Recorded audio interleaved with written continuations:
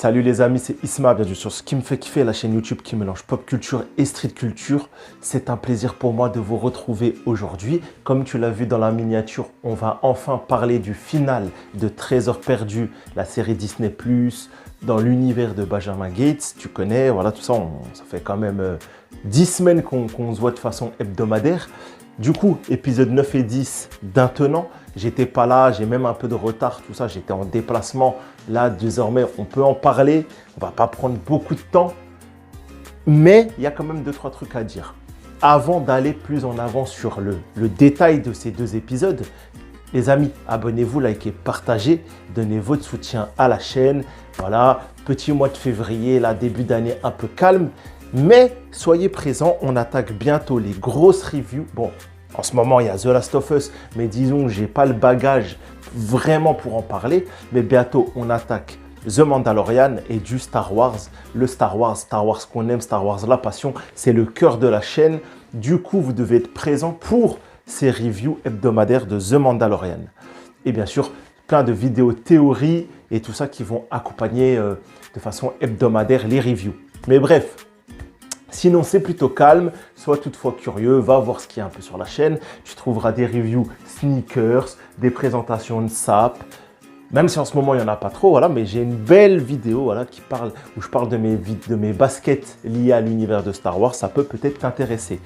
Tout comme Oren. Voilà, j'ai fait la jonction entre mon petit speech et la série. Oren, notre amateur de sneakers, peut-être mon personnage préféré dans cette série. Non, c'est pas vrai. Mais bon, en tout cas, je l'aime bien quand même, il me fait rigoler. Et du coup, Oren, Liam, l'agent Cross, Catherine Zeta-Jones, Jess Valenzuela, son papa. Qu'est-ce que ça raconte tout ça? Eh ben, on est dans le final, on y va là, ça rush. Ça rush et c'est le premier truc qui m'a sauté aux yeux dans ces deux épisodes. Ça rush un maximum, ça va vite et les facilités que je relevais les semaines précédentes, bah là, c'est encore plus flagrant. Tout est facile, tout va... C'est une série, franchement, pas pour des adultes méticuleux, tu vois, dans la gestion de l'action, de la trame narrative. Je veux dire, chaque truc est relevé de façon anecdotique, genre voilà, ah ok, l'aiguille, bon bah l'aiguille c'est une boussole, ah ça ok, enfin tu vois, il n'y a aucun moment, il n'y a pas d'ellipse de temps, donc on ne peut pas imaginer qu'ils se prennent la tête sur certains détails. Toutes les révélations de cette série, je les avais anticipées, mais genre 5 épisodes avant. Ça, le gars du FBI, pour les habitués de la review de Trésor perdu, le gars du FBI, je vous avais dit dès l'épisode 1, ce mec il est chelou. C'est Salazar. Ça tient pas la route, le gars du FBI, c'est Salazar. En fait, c'est les machins là, l'organisation qui l'ont mis à leur tête. Il a tué le frère de Catherine Zeta-Jones. Catherine Zeta-Jones va le tuer. Tout va trop vite. Tout va trop vite. Alors, à la limite, c'est un bon divertissement. Il n'y a pas non plus à critiquer de fou, tu vois. On est quand même à des années-lumière du rendu final de Willow. C'est meilleur. Mais, par exemple, c'est à des années-lumière en dessous de Outer Banks. Et ça sera vraiment... si un jour je fais un live bilan ou une vidéo bilan un peu longue de toute la saison, c'est ce qui en sortira. C'est que c'est pas évident de faire une série d'aventures. Même, alors cette analyse, elle est vraiment déconstruite. Hein. On va prendre un peu du milieu, un peu de la fin, un peu du début. Après, voilà, c'est la loterie. Les idées viennent, je vous les balance. Même le reveal de la salle du trésor avec cette pierre de foudre, juste après avoir passé l'épreuve du puzzle où il fallait analyser le symbole des différents serpents dans la culture maya, inca, aztèque, et qu'après ils ouvrent la porte et qu'ils y entrent dans cette salle au trésor. C'était nul, le reveal était nul. La musique, tout ça, ça m'a pas vendu du rêve, tu vois, je sais pas. Ce petit plan là, tournoyant, tout ça, où on voyait à peine les détails du trésor à l'époque, et j'en parlais dans la review, je sais pas, au début, entre l'épisode 1 et 4, 1 et 5, je disais, j'espère que le reveal du trésor sera incroyable. Parce que Benjamin Gates, les films, donc le premier, le trésor des Templiers, et le deuxième sur la déclaration d'indépendance, je ne sais plus exactement son nom. Et ben ces films-là, ils balançaient du steak. Ils balançaient du steak quand on entrait, tu vois, quand on entrait dans la pièce finale avec le trésor, c'était visuellement stylax. Bref, mais il n'y a pas que ça. L'agent Cross, bon bah finalement, comme je voulais qu'il s'est intégré à l'aventure, elle est venue, bon elle s'est pris une balle, elle et son mec, tout ça, je sais pas, c'était bof. C'était très bof au final. J'attendais un truc plus épique, surtout que c'était un peu... Elle est adulte, elle est salariée du FBI, elle est mature, tu vois. Normalement, elle aurait dû aider les petits, mais elle fait quoi? Elle se prend une balle, elle tombe par terre. Bon, elle sauve... la meuf, elle s'est pris un coup de couteau, elle arrive à tirer 2 coups. Ouais, c'était pas... Bon, alors, les gars, pour être transparent, j'avoue que si je me suis désintéressé de la série, c'est parce que je suis parti 10 jours en vacances. Du coup, j'ai raté un hebdo et ça m'a sorti du truc. Et j'ai eu beaucoup de mal à me dire, allez, là, ce soir, je me mets les épisodes. J'ai repoussé 1 fois, 2 fois, 3 fois. Manque de bol, voilà, lundi soir, il n'y avait rien à la télé. J'ai dû regarder Trésor perdu.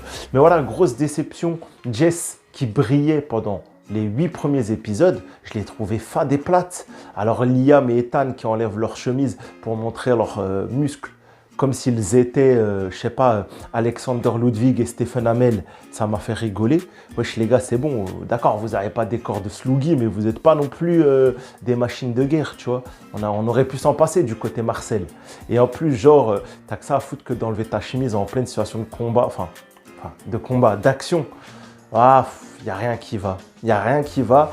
Et ce cliffhanger de fin où genre Juan Carlos, moi je l'appelle Juan Carlos, je crois pas que c'est son nom, mais le père de Jess, il fait la tentative de cliffhanger. Ah, il y a un autre secret. Les amis, on va aller le découvrir. C'était nul. C'était nul, c'était nul, c'était nul, c'était nul. On aurait pu au moins nous donner la thématique de la... Bon, ils veulent pas se mouiller, Disney, donc ils s'avancent pas. Mais on aurait pu nous montrer un objet, un artefact, ou nous montrer, je sais pas, le flashback d'une civilisation, ou construire un petit quelque chose. Disney sait relativement bien le faire ces dernières années avec leurs différents univers partagés, Star Wars et Marvel. Introduire doucement le petit truc, tu vois. Là, c'était juste à la fin, ils nous ont dit, hey, il y a peut-être une ouverture, une saison 2 si les audiences marchent. Donc, restez. Non, mais tu vois, tu aurais carrément dû mettre Tasha directement face à la caméra et nous dire ça, tu vois. Ça aurait été encore mieux, tu vois, en termes de subtilité. Ouais, voilà, franchement, dans les pics, c'était très bof. Le mec du FBI, il est menotté, il se libère. Comment ça se fait? Je comprends pas. Bon, il a pu se casser les pouces. Mais vas-y, montrez-le nous, tu vois. Ces vieux pièges. Indiana Jones, franchement, ou Spielberg, ils ont dû rigoler en voyant ce film. Non, mais il n'y a rien qui va, rien à la hauteur du final. En fait, c'est ça, le mot de la fin, c'est un final pas à la hauteur. Encore une fois, c'est pas que la série volait très haut, mais ça avait quand même occupé 8 semaines de ma vie, tu vois. Bon, on en vient à la décision fatidique de fin de saison. Est-ce que s'il y a une saison 2, je regarde? Peut-être que s'il y a une promesse de Nicolas Cage, oui. Parce que ça a manqué Nicolas Cage. Alors Riley, c'est bien. Encore une fois, Riley, dans un épisode, dans un rôle même pas action. Qu'est-ce que tu voulais faire avec ça? Alors, c'était cool hein, de le voir dans son rôle d'assistant de Benjamin Gates. Mais voilà, c'est... Allez, le seul truc que j'ai aimé, le fan d'histoire que je suis, mais peut-être vous, gros tiers la plupart du public français qui a regardé cette série, vous n'avez pas dû capter la ref. Elle lui a dit, ah, votre nom, c'est Anna Betsy Ross. En fait, Betsy Ross, c'était la couturière qui a cousu, entre autres, le drapeau américain lors de la Révolution américaine. Il est peut-être là, le teasing, il est peut-être là. Peut-être qu'on va se tourner vers un artefact de la guerre d'indépendance américaine. Bon, pourquoi, je ne sais pas, mais voilà, en tout cas, Betsy Ross, c'était à skip 1, gros allié du coup de Washington, de toute cette période-là, Valley Forge, tout ça. Elle a fait le drapeau américain de l'après-colonisation anglaise. Du coup, c'est un vrai personnage en Amérique, tu vois, Betsy Ross. Donc là, peut-être qu'il y a une ouverture sur la révolution américaine. Ça peut être cool, mais ça serait un peu redondant avec Benjamin Gates 1. Voilà. En tout cas, ouais, pas très investi dans ce final, pas très passionnant. La musique, pas grand-chose à soulever. L'histoire, pas grand-chose à soulever. On n'a pas vu les conséquences. Toi, ça aurait été bien en finale nous montrer les conséquences qu'a la découverte du... Parce que sur la fin de saison, il nous parlait, est-ce que le trésor panaméricain existe, la vérité? Parce que même les méchants, là, l'organisation de Salazar, leur but, c'est de cacher les trésors pour pas que la vérité soit remaniée, car on sait que la science, c'est une découverte, fait établi, nouvelle découverte, on remanie les faits et on redéfinit la définition du sujet. Tu vois ce que je veux dire? Je ne sais pas si tu m'as compris. Et en fait, en histoire, c'est pareil. Quand on découvre des nouvelles choses, on revient et en fait, l'histoire se remodifie à chaque fois qu'une nouvelle découverte est faite. Et grosso modo, on le sait que Cortés, c'était un génocideur, et qu'il a buté les Amérindiens. On le sait que Cortés, c'était pas l'abbé Pierre. Pourquoi vous venez, faut pas que le monde le sache, mais tout le monde le sait. Même moi, je suis chez moi, dans ma ville, en Alsace-Franche-Comté, je connais personne, je le sais. Bref, c'était pas toujours pertinent. Après, je peux comprendre que certains aimaient, c'était pas catastrophique. Et je pense que ça dépend, ouais, voilà, comment tu as regardé ça et quand déjà tu fais des critiques, tu as un œil analytique qui peut te fausser ton plaisir, on va dire. Peut-être que je suis là-dedans, je suis peut-être trop exigeant. Je pense pas. J'ai plein de séries, voilà, un peu série Z, série B, qui cassent pas trois pattes à un canard que j'aime beaucoup, voilà, dans le style, on va dire. Bon, surtout des séries surnaturelles, je pense à Van Helsing ou Wynonna Earp. C'est des séries que j'aime beaucoup. Ils n'ont pas beaucoup plus de budget que Trésor perdu et pourtant c'est meilleur. Tu vois, dans l'épique, dans la narration, c'est meilleur. Bref, on n'est pas là pour casser du sucre. Je leur souhaite une saison 2 parce qu'il y avait un petit potentiel, mais il ne faut pas retomber dans les erreurs de la saison 1. Il faut voyager dès le premier épisode. Chaque épisode, je veux une partie du monde. Alors, je ne te dis pas tout de suite de nous faire Antarctique, Australie, mais je sais pas, faites-nous le tour des États-Unis, un genre de road trip. Voilà, si on fait l'Amérique, faites-nous un road trip des lieux américains. Enfin voilà, il y a des choses à faire, purée, réfléchissez. Et surtout, arrêtez de nous mettre des personnages, des résolutions trop faciles et des personnages voilà, qui ont 20 ans, 21 ans et qui résolvent des trucs de fou en 1 minute. Ou des mecs d'action ou des informaticiennes parce qu'elle est youtubeuse. Tasha, son personnage, il est cheaté. Il n'y a que Aurel, il est normal. Même si voilà, il ne sert à rien, au final, c'est le mec le plus lambda et c'est une série qui parle de jeunes lambda, tu vois. Et c'est ça qu'on veut. Outer Banks, ils n'ont aucune compétence extraordinaire, c'est des mecs normaux. Ils ont des problèmes, ils les résolvent avec leurs outils. Mais là, ouais, chaque mec, c'est un agent de l'agence Tourisque. N'importe quoi. Bref, tu feras un peu ton décortiquage avec tout ce que j'ai dit. Tu me donneras bien sûr ton avis en retour dans les commentaires. Ça m'intéresse de savoir, vous, si vous avez aimé maintenant que la série est terminée. Voilà, comment vous validez ça. Je pense que la fin de série est moins bonne que le début, voilà, ou en tout cas pas à la hauteur, encore une fois.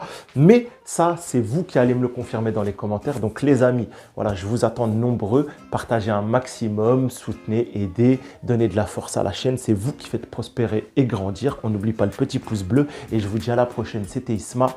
Ciao les gars.